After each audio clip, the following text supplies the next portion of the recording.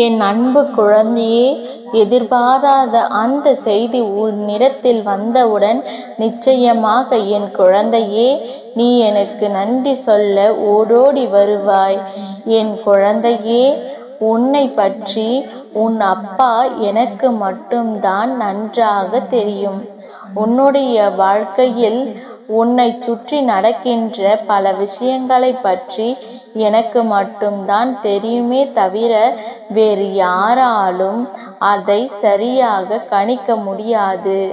உன்னுடைய எதிர்காலம் இப்படித்தான் உன் கைகளில் கிடைக்க வேண்டும் என்பது விதியாக இருக்கும் பொழுது அப்படித்தானே உன் கைகளில் கிடைக்கப் போகிறது.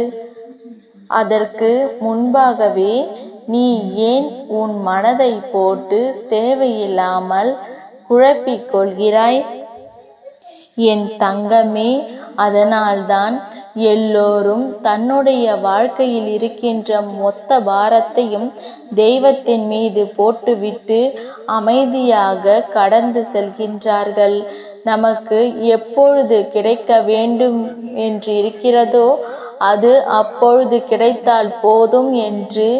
என் குழந்தையே, நீயும் இப்பொழுது அப்படித்தானே மாறிவிட்டாய் அல்லவா? அப்பா பெருமாளே, நானும் போராடி பார்த்தேன், மன்றாடி பார்த்தேன், எனக்கு அது கிடைக்கவில்லையே.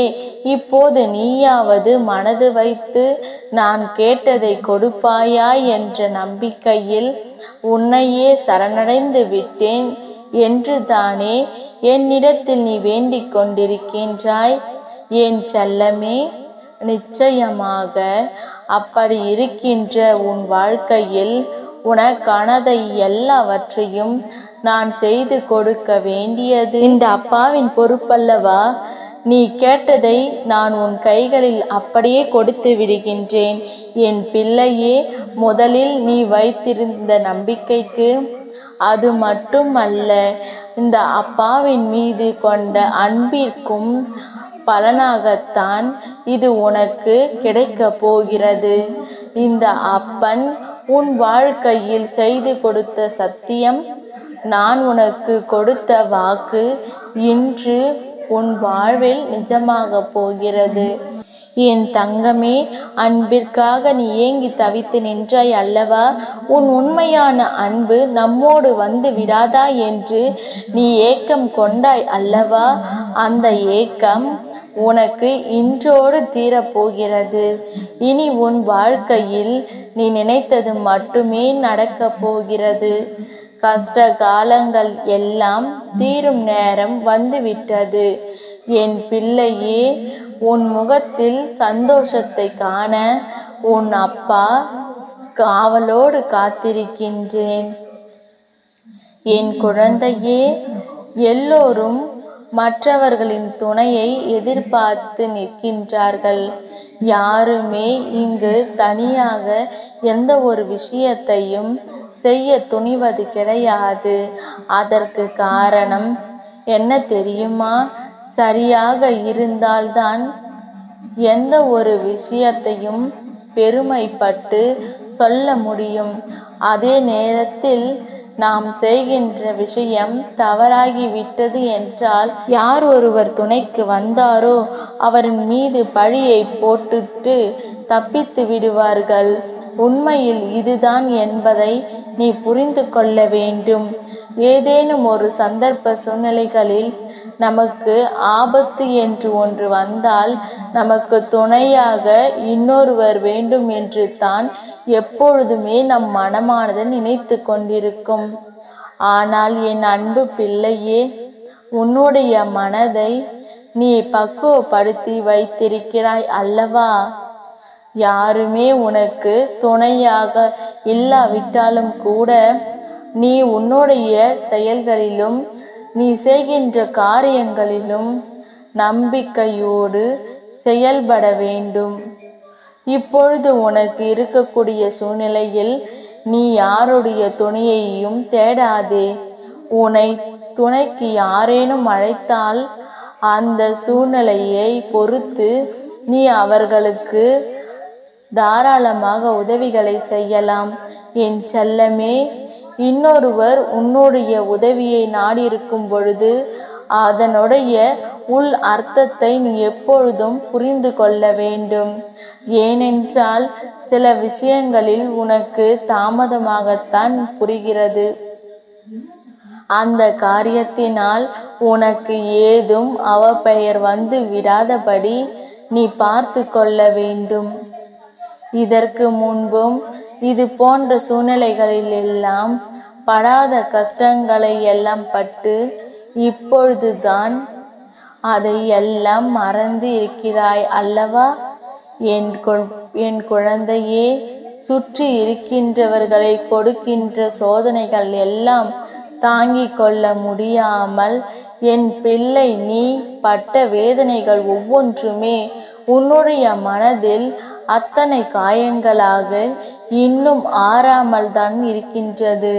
நல்லவர்கள் என்று நினைத்தவர்கள் கூட உனக்கு எந்த ஒரு உதவியும் செய்யவில்லை. கடைசி வரை இவர்கள் நம்மோடு பயணிப்பார்கள் என்று நினைத்தவர்களும் செய்த நம்பிக்கை துரோகங்களில் ஏராளம். எதிரிகள் கொடுக்கின்ற கஷ்டங்கள் வாழ்க்கையில் நிம்மதியை கெடுத்து கொண்டே இருக்கிறது. எந்த பக்கம் திரும்பினாலும் உண்மை என்ற வார்த்தைக்கு இடம் இல்லாமது போல உனது வாழ்க்கை மாறிவிட்டது. என் தங்கமே, இவை எல்லாமே ஒரு நாள் மாறும் என்ற நம்பிக்கைதானே. அந்த நம்பிக்கைதான் உன்னுடைய அப்பன் தினந்தோறும் வந்து உன் கைகளில் கொடுத்து கொண்டிருக்கின்றேன். இது ஒரு நாள் உனக்கு நிச்சயமாக மாறும். இப்படியே வாழ்க்கையில் ஒவ்வொரு நாளும் சென்று விடாது. என் அன்பு பிள்ளையே, உன்னுடைய சோதனை காலத்தில் எப்பொழுதும் உன்னுடைய மனதை தளர விட்டு விடாதே.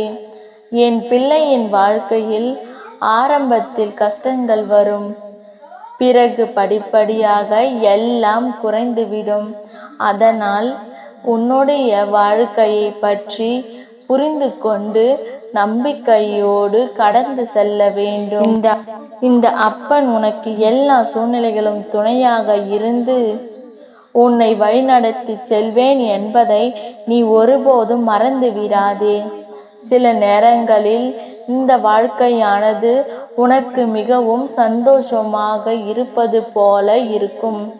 ஆனால் அதே நேரத்தில் இந்த வாழ்க்கை இதே போல என்றும் நிலையான சந்தோஷத்தை கொடுக்குமா என்ற அச்சம் உன் மனதிற்குள் தோன்றிக்கொண்டே இருக்கும். அதையெல்லாம் நினைத்து நீ ஒருபோதும் கவலைப்படாதே. இந்த வாழ்க்கையானது சில சமயங்களில் உன்னை உயரத்தில் தூக்கி வைக்கும், மீண்டும் அதுவாகவே உன்னை கீழே தள்ளிவிடும். அதனால் வாழ்க்கை என்பது எப்பொழுதும் நிலையானது கிடையாது. அது எப்பொழுதும் மேலும் கீழுமாக, உயரும் பள்ளமுமாக, இன்பமும் துன்பமுமாக மாறி மாறி வாழ்க்கையில் வந்து கொண்டே தான் இருக்கும். அதனால் உன் வாழ்க்கையில் உன்னை சுற்றி வருகின்ற எந்த ஒரு விஷயத்திற்காகவும் உன்னை போட்டு நீ வேதனைப்படுத்தி கொள்ளாதே. என் தங்கமே, நீண்ட நாள் கனவு என்ற ஒன்று எல்லோருக்குமே இருக்கின்றது. அது என்றேனும் நிறைவேறி விடாதா என்ற ஏக்கமும் இங்கு பலருக்கு இருக்கிறது. உன்னுடைய ஏக்கம் உன் வாழ்க்கையில் தீரப்போகும் நேரம் இந்த அப்பாவின் வாக்கை கேட்டு கொண்டிருக்கிறாய் என்பதை நீ மறந்து விடாதே. இந்த அப்பா அத்தனை சாதாரணமானவர் கிடையாது. அப்படியே விட்டுவிட மாட்டேன் என்பதை நீ புரிந்து கொள். சோதனைகளையும் வேதனைகளையும் கொடுப்பவர்கள் சந்தோஷமாக இருக்கிறார்கள் என்று நீ நினைக்கலாம். ஆனால் அவை எல்லாவற்றிற்கும் ஒரு தீர்வு என்ற ஒன்று இருக்கிறது. அதற்கு தானே தெய்வம் என்ற ஒன்று இருக்கிறது. தான் செய்வதைத்தான் நியாயம் என்று நினைத்து கொண்டிருக்கும் மற்றவர்களுக்கு மிக எளிதாக துரோகங்களையும் தொடர்ந்து கொடுத்து கொண்டே இருக்கிறார்கள் அல்லவா? அவர்களுக்கெல்லாம் அவர்களின் கர்ம வினை அதிகமாகிக் கொண்டே இருக்கின்றது என்பதை நீ ஒருபோதும் மறந்து விடாதே. அவர்கள் நினைக்கலாம், மற்றவர்கள் வாழ்க்கையில் எது வேணாலும் செய்துவிட்டு போய்விடலாம். நம்மிடத்தில் பணம் இருக்கிறது, நம்மிடத்தே பொருள் இருக்கிறது, நம்மிடத்திலே அதிகாரம் இருக்கிறது, நம்மை கேள்வி கேட்க யாரும் இல்லை. ஆனால் ஒன்றை மட்டும் அவர்கள் புரிந்து கொள்ள வேண்டும். தெய்வங்கள் தண்டிக்க ஆரம்பித்து விட்டால் அவர்களிடத்தில் பணம் இருந்தாலும், சுற்றி மனிதர்கள் இருந்தாலும், உடலிலே தெம்பு இருந்தாலும் எதுவும் ஒன்றும் செய்துவிட முடியாது. அதனால் அவர்களுக்கான தண்டனை நிச்சயமாக கிடைக்கும் என்பதை நீ நினைவில் வைத்து கொள்ள வேண்டும். என் செல்லமே, உனக்காக உன் அப்பன் நாள்தோறும் காவலாக வந்து கொண்டிருக்கின்றேன் என்பதை ஒருமுறை நீ சிந்தித்து பார். என் தங்கமே, உனக்கான வெற்றியை உன் வாழ்க்கையில் கொடுக்க வேண்டியது இந்த அப்பாவின் தலையாய கடமையாகும். என் பிள்ளைகளை நான் வாழ்க்கையில் ஒரு நாளும் கைவிட மாட்டேன். உன்னுடைய ஆசிகளையும் நான் நிறைவேற்றி கொடுப்பேன். நீ நினைக்கலாம், அப்பா ஆசைப்பட்ட வாழ்க்கை கிடைக்க வேண்டும் என்று போராடும் காலம் ஒரு காலமாக இருந்தாலும் அந்த வாழ்க்கை எனக்கு நிலைக்க வேண்டும் என்ற பயமும் எனக்குள் இருக்கிறது. எப்படியாவது என் வாழ்க்கையில் ஒரு நிலையான சந்தோஷத்தை எனக்கு கொடுத்து விடு. எந்த சூழ்நிலையிலும் எதை நினைத்தும் கவலைப்படாமல் இருக்கும் அளவிற்கு நல்ல வாழ்க்கையை நீ எனக்கு கொடு அப்பா என்று கேட்கிறாய் அல்லவா? உன் எண்ணம் படியே என் செல்லமே, உன்னுடைய வாழ்க்கையானது உனக்கு நல்லபடியாக அமையும். இன்னும் சிலர் என்னிடத்தில் என்ன கேட்கிறார்கள் தெரியுமா? அப்பா, நான் கேட்டேன் என்பதற்காக நீ அப்படியே கொடுக்க வேண்டாம். உண்மையாகவே இந்த வாழ்க்கை எனக்கு சரிப்பட்டு வருமா என்று உனக்கு தோன்றினால் மட்டும் இந்த வாழ்க்கையை எனக்கு கொடுத்தால் போதும் என்று என் குழந்தைகள் சில பேர் மனப்பக்குவத்தோடு இருக்கின்றார்கள். இதற்கெல்லாம் காரணம் என்னவென்றால், இவர்கள் எல்லாம் வாழ்க்கையில் பல அனுபவங்களை கற்று தேர்ந்தவர்கள். நாளை இந்த வாழ்க்கை ஒருவேளை சரியில்லாமல் போனால் நிச்சயமாக நம் அப்பாவிடம் தானே வந்து நிற்க வேண்டியிருக்கும். நமக்கென்று யார் இருக்கிறார்கள்? நாளை அவர்களை நாம் குறை சொல்ல வேண்டும் என்றாலும் கூட, கோபப்படும் வேண்டும் என்றாலும் கூட, நமது பக்கத்திலே எந்த ஒரு தவறும் இருக்கக்கூடாது அல்லவா என்று அவர்கள் உறுதியாக இருக்கிறார்கள். என் தங்கமே, இது போன்று என்னிடத்தில் கேட்டு வாழ்க்கையை பெற்ற எந்த ஒரு குழந்தைகளும் அவர்களது வாழ்வில் தோற்றதாக சரித்திரமே கிடையாது. என் தங்கமே, நீயும் என்னிடத்தில் இது போல வேண்டி நிற்பாயானால் நிச்சயமாக இந்த நேரத்தில் உன்னுடைய மனதில் கொண்ட நம்பிக்கையோடு உன் அப்பாவை கையெடுத்து வணங்கு. இந்த அப்பாவுடைய இல்லத்தில் இருந்து கொண்டு உனக்கான நல்ல விஷயங்களையும் செய்து கொடுப்பேன் என்பதை மட்டும் நீ மறந்து விடாதே. என் பிள்ளைக்கு வாழ்க்கையில் எல்லாவற்றையும் தர வேண்டியது இந்த அப்பாவின் பொறுப்பு என்பதை நீ உணர்ந்து கொண்டால் எந்த விஷயமும் உனக்கு கிடைக்காமல் இருக்காது.